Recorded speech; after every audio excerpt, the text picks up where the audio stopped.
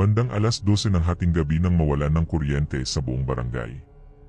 Ang tanging liwanag lamang ay ang maputlang sinag ng buwan na pumapasok sa bintana ni Marco.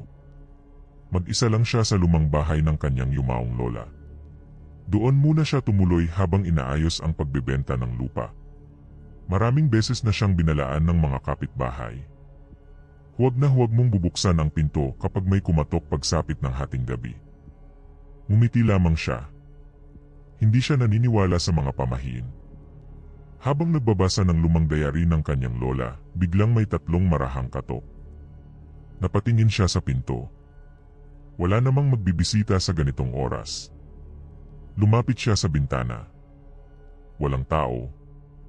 Pagbalik niya sa upuan, mas malakas. Sumigaw siya. Sino yan? Makalipas ang ilang segundo, isang paos na boses ang narinig niya. Marco Apoy. Nanlamig ang kanyang buong katawan. Boses iyon ng kanyang lola. Pero 2 taon nang patay ang matanda. Inisip niyang baka may nagbibiro lamang. Muli siyang sumilip sa bintana. Wala pa ring tao. Ngunit napansin niyang basa ang sahig sa harap ng pinto. Parang may tumutulong tubig mula sa labas. Unti-unti itong gumagapang paloob. Biglang bumukas ang diary sa mesa. Parang may hangin. Tumigil ang pahina sa isang sulat kamay. Kapag narinig mo ang 3 katok sa hating gabi, huwag mong bubuksan. Hindi sila tao. Napaatras siya. Sabay. May kumatok 3 beses. Mas malakas. Halos manginig ang buong bahay. Muli niyang narinig ang boses. Anak, malamig dito, papasukin mo ako. Napapikit siya. Hindi iyon ang paraan ng pagsasalita ng kanyang lola. May kakaibang pagaspa sa bawat salita. Parang maraming boses ang nagsasalita ng sabay-sabay. Biglang nagsimulang kumalabog ang lahat ng bintana. Nagpatay-sindi ang kandila. At sa ilalim ng pinto, may aninong tila nakadapa. Unti-unti itong gumapang papasok. Ngunit walang katawan. Ulo lamang. Mahabang buhok. Maputlang balat. At 2 matang puting-puti. Napahawak si Marco sa rosaryong iniwan ng kanyang lola. Muling bumukas ang diary. May panibagong sulat na hindi niya nakita kanina.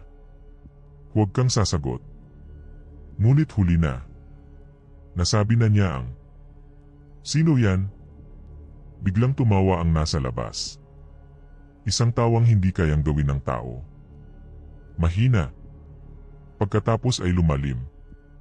Hanggang sa naging sigaw. Kasunod noon ay sunod-sunod na katok. Parang 10 tao ang sabay-sabay na kumakatok. Yumuko si Marco habang nakapikit. Paulit-ulit siyang nagdasal.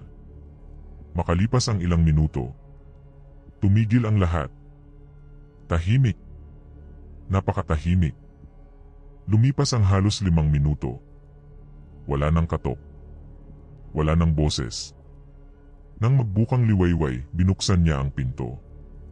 Walang tao. Ngunit may bakas ng mapuputik na mga paa. Papunta sa loob ng bahay. Hindi palabas. Bigla niyang napansin ang salamin sa sala. May nakatayo sa likuran niya. Isang matandang babae. Nakangiti. Akala niya'y refleksyon lamang. Lumingon siya. Wala. Pagharap niya muli sa salamin. Mas marami na sila. Hindi na 1. 10. Lahat ay nakangiti. At sabay-sabay nilang ibinuka ang bibig. Salamat, pinagbuksan mo kami. Mula noon, gabi-gabi na lamang may naririnig ang mga kapitbahay. 3 marahang katok. At isang paos na boses na humihingi ng tulong. Kapag may nagbukas ng pinto, hindi na muling nakikita ang taong iyon.